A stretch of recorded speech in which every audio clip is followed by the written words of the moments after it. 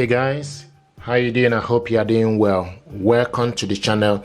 This printer is Canon Pixma MG3650.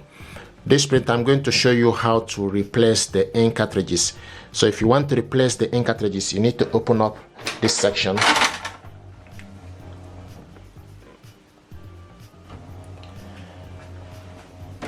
And once you open up the ink cartridges holder will set and position itself where it's supposed to be. What you need to do, you just need to press down the holder, press this one down and remove.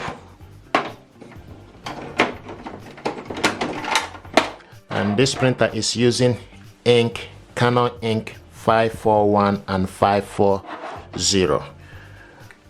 Okay, and if you want to put it back, what you need to do is also you need to look on this cover. There is a sticker here. Okay, so it will show you that the color goes to the left and the black goes to the right.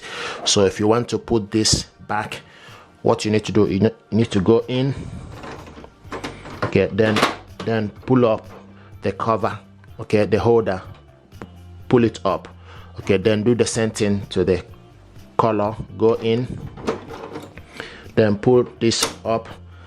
Now once you've done that, just need to close this and close the door. Okay, and give the printer time to set.